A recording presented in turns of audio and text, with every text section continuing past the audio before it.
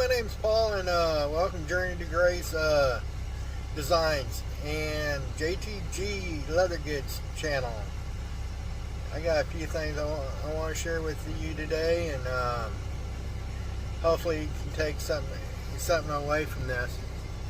There's been a lot of things going on, and we've been progressing inside Journey to Grace, and I just want to share a little update on some things I've made in the past, and one of the things being the boots I'm wearing right now, and I'm going to share that in a second. But first, like and share this video. Go ahead and hit that bell icon so you can get all the updates on when my video comes out, and you're the first one to see this information coming out to begin with.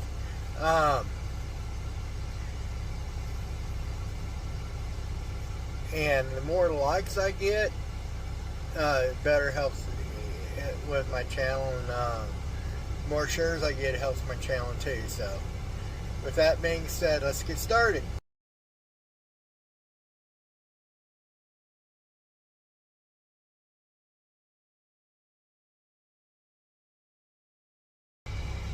Well, let me explain.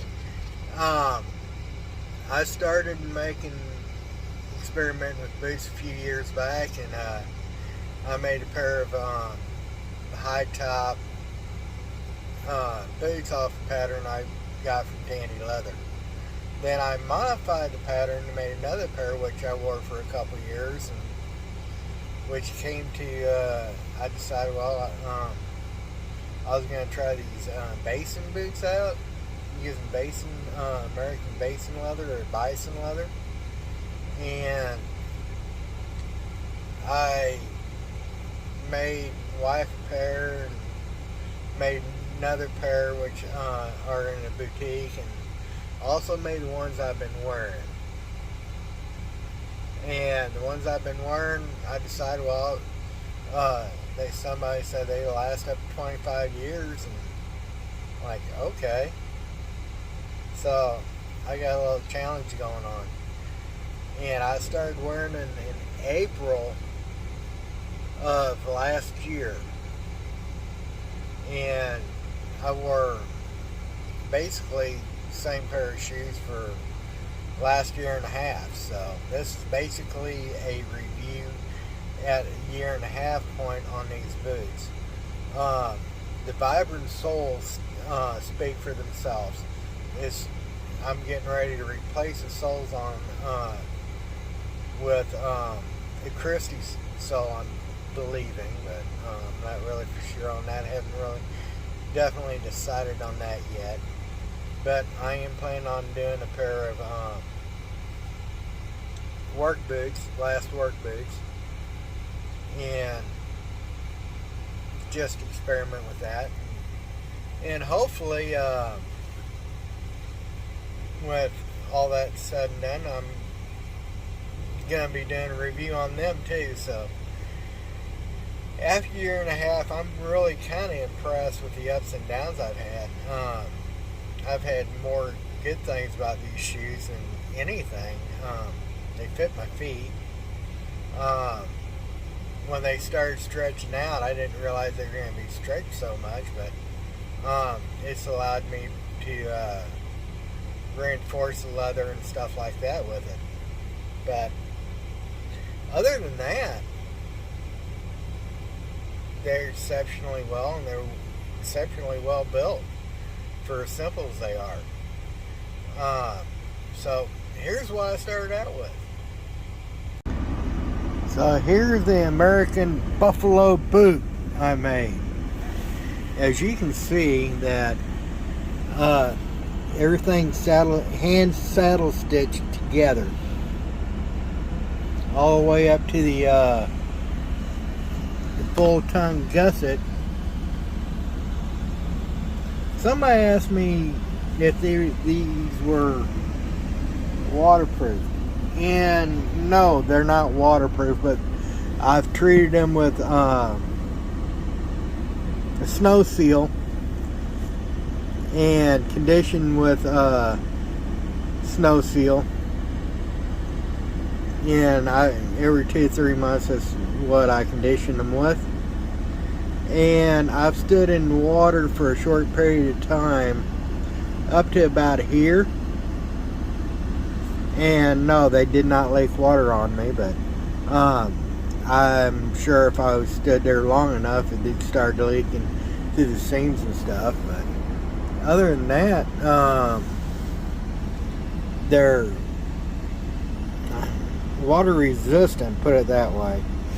The Vibrant Soles speak for themselves. And what I've done is I literally sewed the Vibrant Soles after I bound them to a 4-ounce piece of leather. Let's see if we can get up underneath here. They kind of look like they've been welt stitched, but that's not a welt. The top piece of leather on the midsole is another 4 to 5 ounce veg tan leather, which has been blank stitched to the moccasin itself. Yeah, it's definitely shown wear after a year and a half of wearing, but they've held up exceptionally well.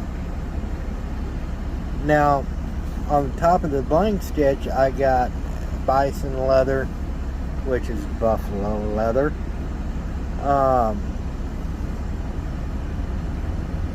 For insole to help seal up the blank stitch, which is done with waterproof glue.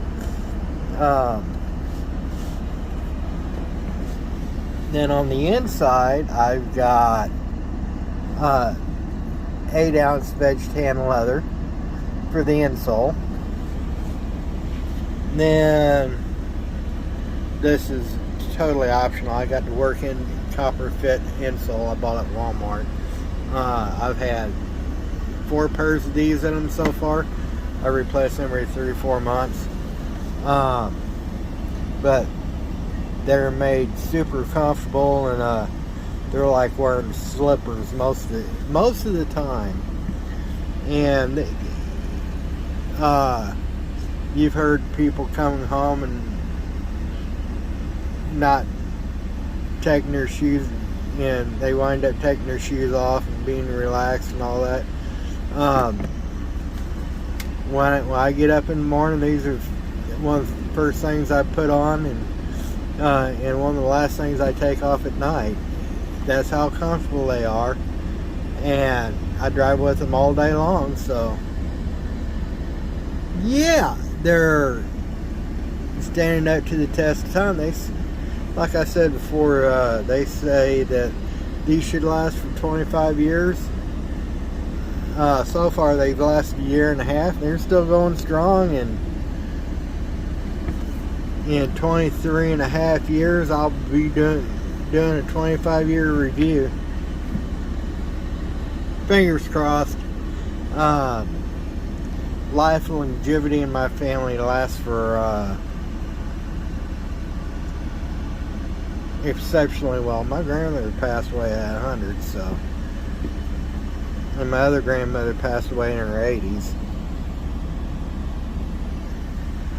So yeah, that's basically the review on these boots. And